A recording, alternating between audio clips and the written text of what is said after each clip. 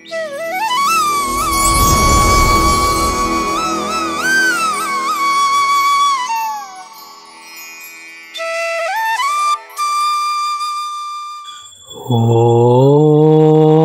శ్రీ సచ్చిదానంద సమర్థ సద్గురు సాయినాథ్ మహారాజ్ కీ జై. ముందుగా సాయి భక్తులందరికీ నమస్కారం అండి. వీడియో చూస్తున్న ప్రతి ఒక్కరిపైన ఆ తండ్రి ఆశీస్సులు ఉండాలని, బాబా గారి భక్తులందరూ ఎప్పుడూ కూడా ఆనందంగా సంతోషంగా వారి జీవితాన్ని గడపాలని మనస్ఫూర్తిగా కోరుకుంటూ ఆ వీడియో స్టార్ట్ చేస్తున్నాను ఫ్రెండ్స్. ఈరోజు సందేశంలో బాబా గారు మరొక చక్కటి అద్భుతమైనటువంటి వాక్కునైతే తన బిడ్డలకు అందించబోతూ ఉన్నారు.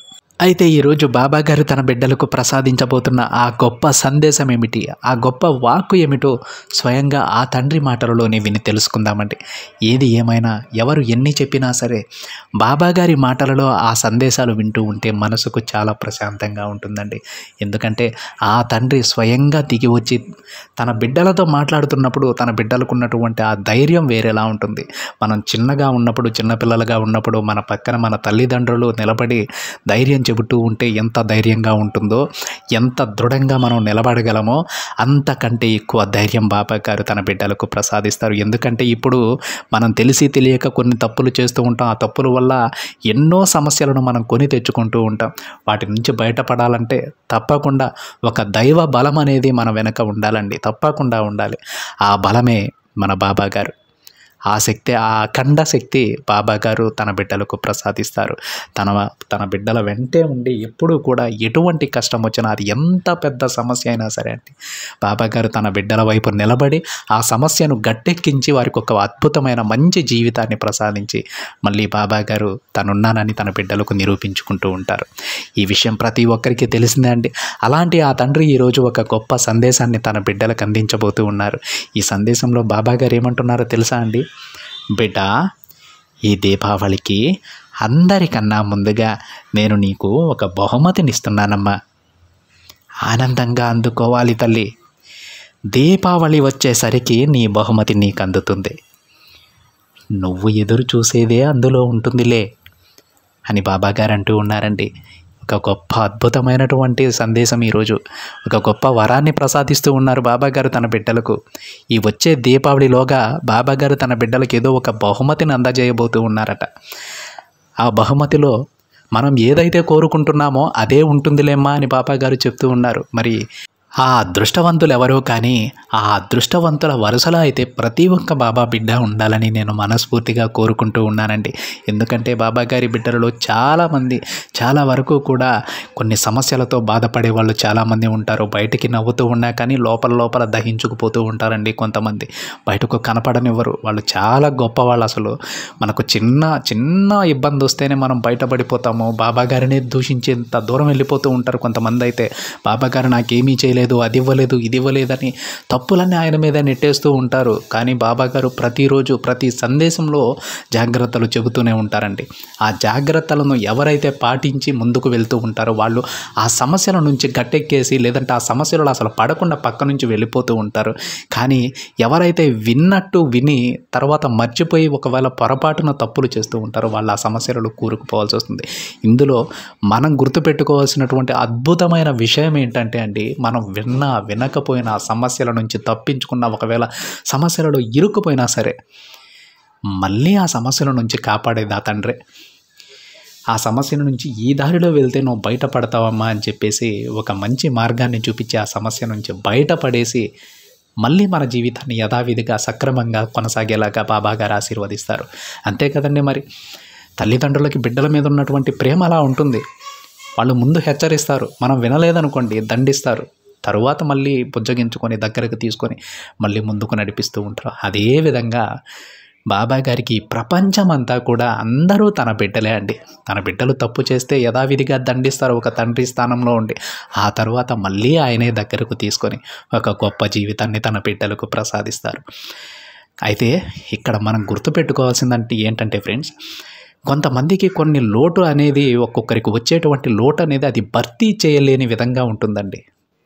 వాళ్ళ జీవితంలో ఎంతో ప్రాముఖ్యమైనటువంటివి కోల్పోతూ ఉంటారు. అలాంటివి వచ్చినప్పుడు మానవ మాత్రం కదా అండి, దూషిస్తాం, బాబాగారిని తప్పు పడతాం, అందులో ఎలాంటి సందేహం లేదు. అది బాబాగారు కూడా చెప్తారు, ఆ తండ్రి కూడా అర్థం చేసుకుంటారు. కాకపోతే అది మన కర్మానుసారం జరిగిపోతుందండి, దానికి ఎవరూ ఏం చేయలేరు. అందుకే బాబాగారు ఆ లోటుని భర్తీ చేయడానికి మరొక గొప్ప మీ జీవితంలో అంతకు మించినటువంటి ఆనందాన్ని ఏదో ఒక రూపంలో తప్పకుండా బాబాగారు ప్రసాదిస్తారండి, అందులో ఎలాంటి సందేహం లేదు. ప్రతి ఒక్కరూ గుర్తుపెట్టుకోండి ఫ్రెండ్స్, మన జీవితంలో మనకు తీరని లోటు ఏర్పడింది అంటే అది మన కర్మానుసారం జరిగింది. ఆ లోటుని పోడ్చడానికి బాబాగారు ఏదో ఒక విధంగా ఆ లోటునైతే భర్తీ చేస్తారండి. అయితే కొందరి జీవితాలలో వారు కోల్పోయేవి తిరిగి భర్తీ చేయలేనివి ఉంటాయండి. దురదృష్టవశాత్తు ఆ లోటుని ఎవరూ కూడా భర్తీ చేయలేరు. అవి మన కర్మానుసారం జరుగుతాయని మనం గ్రహించాలి. అయితే ఆ లోటును బాబాగారు భర్తీ చేయలేకపోవచ్చు, కానీ ఆ బాధ నుంచి బయటపడడానికి తప్పకుండా బాబాగారు ఒక మార్గాన్ని చూపిస్తారు. అది ఏ విధంగా అయినా సరే అండి. కొద్ది రోజులు కోప్పడిన తరువాత బాబాగారు ఆ బాధను పోగొట్టిన తరువాత ఆ తర్వాత మనకే అర్థమవుతుంది, ఓహో ఈ విధంగా బాబాగారు నన్ను కరుణించారా, నా బాధను పోగొట్టారా అని ఆ రోజు మనకు అర్థమవుతుంది. మనం గుర్తుపెట్టుకోవాల్సిందల్లా మనకు ఎన్ని రోజులు మనకు రాసిపెట్టి ఉంటుందో మన దగ్గర ఉండాలని. అది వస్తువు అయినా సరే, మనిషి అయినా సరే, అది అన్ని రోజులు మాత్రమే ఉంటుంది. ఆ తరువాత ఆ స్థానం వేరొక విధంగా భర్తీ అవుతుంది. దానిని మనం ఎప్పుడూ కూడా అంగీకరించాల్సినటువంటి నిజం.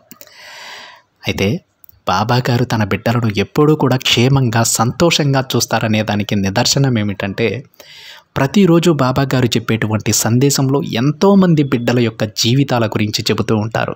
వారికి రాబోయేటువంటి సమస్యల గురించి హెచ్చరిస్తూ ఉంటారు. ఆ సమస్యలను ముందుగానే పసిగట్టి ఎవరైతే ముందుకు వెళ్తారో వాళ్ళు వాటి నుంచి తప్పించుకొని ముందుకు వెళ్తారు.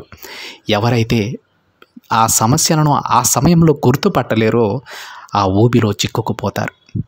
కానీ అందులో నుంచి కూడా బయటపడటానికి బాబాగారే మనకు సహాయం చేస్తారు.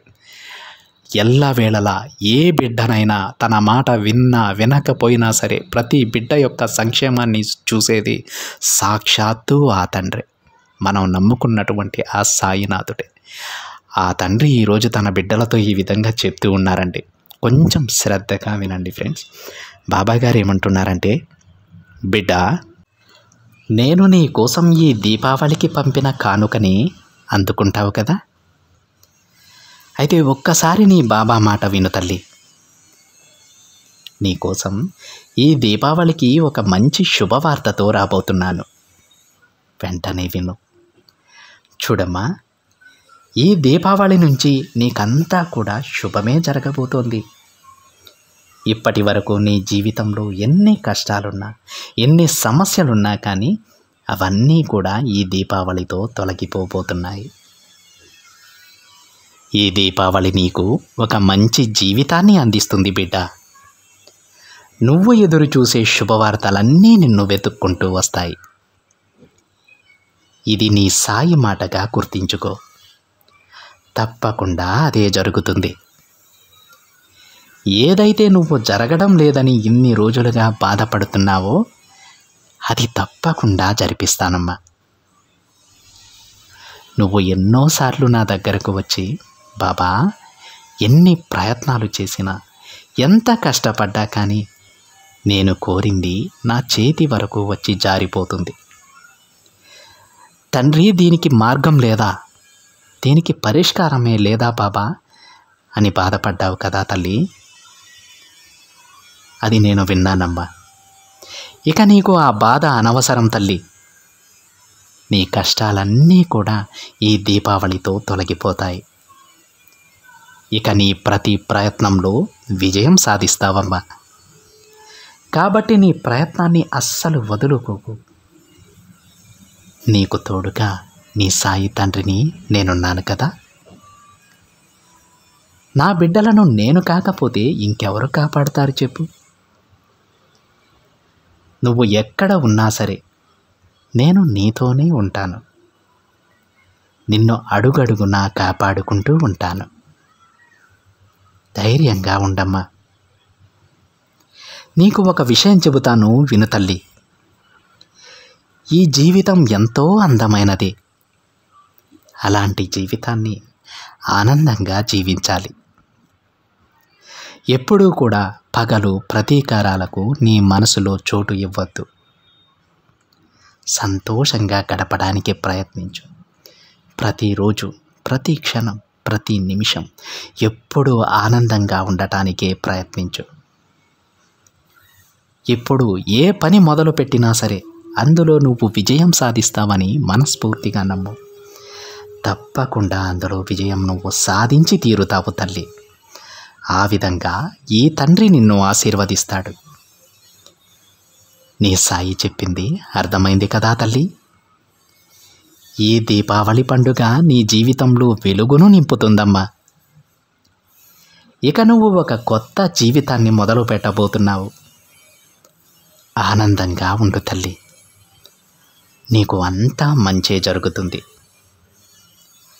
ఎవరో ఏదో అన్నారని, నిన్ను తక్కువ చేసి మాట్లాడారని వాటినే తలుచుకుంటూ వారి గురించే ఆలోచిస్తూ బాధపడకు. ముందు నీ లక్ష్యంపై దృష్టి పెట్టు. ఎవరికి ఎప్పుడు ఏమి ఇవ్వాలో, ఎప్పుడు గుణపాఠం చెప్పాలో నాకు తెలుసు బిడ్డ. నువ్వు ప్రశాంతంగా ఉండు. నిన్ను బాధ పెట్టిన వారికి వడ్డీతో సహా అన్నీ నేను తిరిగిచ్చేస్తానమ్మా. నువ్వు ఆనందంగా గడుపు తల్లి. ఇక నీ కష్టాలన్నీ ఈ దీపావళితో తీరిపోతాయి. ఆనందమేగా అని బాబాగారు అంటూ ఉన్నారండి. ఈరోజు బాబాగారు చెప్పినట్టు ఈ దీపావళితో తన బిడ్డల కష్టాలను తీరుస్తానని, తన కోరికలు నెరవేరుస్తానని బాబాగారు అంటూ ఉన్నారు. మరి ఏ బిడ్డల గురించి అయితే, ఏ బిడ్డలను ఉద్దేశించి ఈరోజు బాబాగారి మాటలు చెబుతూ ఉన్నారో వాళ్ళెంతో అదృష్టవంతులు. ఆ అదృష్టవంతుల వరుసలో ప్రతి ఒక్క బాబా బిడ్డ ఉండాలని మనస్ఫూర్తిగా నేను కూడా కోరుకుంటూ ఉన్నానండి. అయితే ప్రతి ఒక్కరికి కూడా ఈరోజు బాబాగారు ఏదైతే జీవితాన్ని ప్రసాదిస్తానని చెప్పారో అలాంటి జీవితం ప్రతి బిడ్డకి ప్రసాదిస్తారండి. కొంతమందికి కొంచెం ముందుగా వస్తుంది, కొంతమందికి కొంచెం ఆలస్యం అవుతుంది అంతే. కానీ ఏ బిడ్డని కూడా కష్టపెట్టడం బాబాగారికి ఇష్టం ఉండదు. ప్రతి ఒక్కరిని చల్లగా చూస్తారా తండ్రి. మన తల్లి మనల్ని ఎంత ప్రేమగా, ఎంత ఆప్యాయంగా చూసుకుంటుందో అంతే ప్రేమను బాబాగారు తన బిడ్డలకు ప్రసాదిస్తారు. తప్పుడు దారిలో వెళ్తుంటే హెచ్చరిస్తారు. మంచి మార్గంలో వెళుతుంటే మనల్ని భుజం తట్టి ప్రోత్సహిస్తారు. ఆ విధంగా మన జీవితంలో మనం ఎన్నో విజయాలు సాధించేలా ఆ తండ్రి అద్భుతమైనటువంటి ఆశీస్సులు మనపైన, మన కుటుంబం పైన ఎప్పుడూ ఉండేలా చూస్తారు. ఇంతకంటే అదృష్టం ఏముంటుందండి? బాబాగారి బిడ్డలకు ఇంతకంటే కావాల్సింది ఏముంటుందో ఒక్కసారి ఆలోచించండి. సాటి బాబా భక్తునిగా మీకందరికీ ఒక విషయం చెబుతానండి. తన బాబా బిడ్డలకి, మనందరికీ కూడా ఏం కావాలో అది నిర్భయంగా బాబాగారిని అడగొచ్చు. బాబా, నేను ఈ పని మొదలు పెట్టాలనుకుంటున్నాను, లేదంటే తండ్రి నేను ఈ వ్యాపారాన్ని మొదలు పెట్టాలనుకుంటున్నాను, ఈ ఉద్యోగం కోసం నేను ప్రయత్నించబోతున్నాను, మీ ఆశీస్సులు నాకు కావాలి, ఖచ్చితంగా నేను ఇందులో విజయం సాధించాలి అని చాలా చాలా స్వతంత్రంగా బాబాగారిని మనం అడగొచ్చు. ఆ తండ్రి దగ్గర తన బిడ్డలకు చాలా స్వతంత్రం ఉంటుందండి. మన తల్లిదండ్రుల దగ్గర మనకు ఎంత స్వతంత్రం అయితే ఉంటుందో అంత స్వతంత్రం బాబాగారి దగ్గర మనకు ఉంటుంది. ప్రతి బిడ్డకి ఉంటుంది. అందుకే బాబాగారిని ఏది కూడా బాబా నేను ఇది చేస్తున్నాను, నేను ఇందులో విజయం సాధిస్తానా అని అడగకూడదు. బాబా ఇదిగో నేను ఈ పనిని మొదలు పెడుతున్నాను తండ్రి, ఇందులో విజయం ప్రసాదించే బాధ్యత మాత్రం నీదే అని ఆ బాధ్యత మాత్రం మన బాబాగారికి అప్పగించేయాలి. మన ప్రయత్నం మాత్రమే మనం చేసుకుంటూ ముందుకు వెళ్ళాలి. అందుకే ఎప్పుడైనా సరే ఒక పనిని మొదలు పెట్టేటప్పుడు, ఒక ఉద్యోగం కోసం మనం చదవడం మొదలు పెట్టేటప్పుడు, లేదంటే ఒక వ్యాపారాన్ని ప్రారంభించేటప్పుడు మనపై మనకు నమ్మకం ఉండాలి. ఆ తరువాత బాబాగారిని పూర్తిగా విశ్వసించి మన బాధ్యత మాత్రం బాబాగారి పైన పెట్టాలి. బాబాగారు ఏ విధంగా ఎటువంటి మార్గాలు మనకు చూపిస్తూ ఉన్నారో ఈ పని చేయి, ఈ దారిలో వెళ్ళని బాబాగారు ప్రతిరోజు ఒక సందేశాన్ని తన బిడ్డలకు ఇస్తూనే ఉంటారు కదండి. ఆ మార్గంలో వెళ్తూ మనం అనుకున్న పనిలో విజయం సాధించాలండి. బాబాగారి పైన నమ్మకంతో ప్రతి ఒక్క బిడ్డ కూడా ధైర్యంగా ముందుకు నడవండి ఫ్రెండ్స్. మీరు అనుకున్న ప్రతి ఒక్క పని నెరవేరుతుంది. ప్రతి ఒక్క పనిలో మీరు విజయం సాధించి తీరుతారు. ఆ విధంగా బాబాగారు మిమ్మల్ని, మీ కుటుంబాన్ని ఆశీర్వదిస్తారండి. ఇది ఫ్రెండ్స్ ఈరోజు బాబాగారి సందేశం కనుక మీకు నచ్చినట్లయితే ఒక చిన్న లైక్ చేయండి ఫ్రెండ్స్. మరింత మంది మన బాబాగారి భక్తులకైతే ఈ సందేశాన్ని షేర్ చేయండి. మొదటిసారిగా ఛానల్ని చూస్తున్న వాళ్ళైతే తప్పకుండా సబ్స్క్రైబ్ చేసుకుని పక్కనే ఉన్న బెల్ ఐకాన్ని యాక్టివేట్ చేయండి. మరొక బాబాగారి సందేశంతో మరొక వీడియోలో కలుద్దాం. అంతవరకు ఓం సాయిరామ్.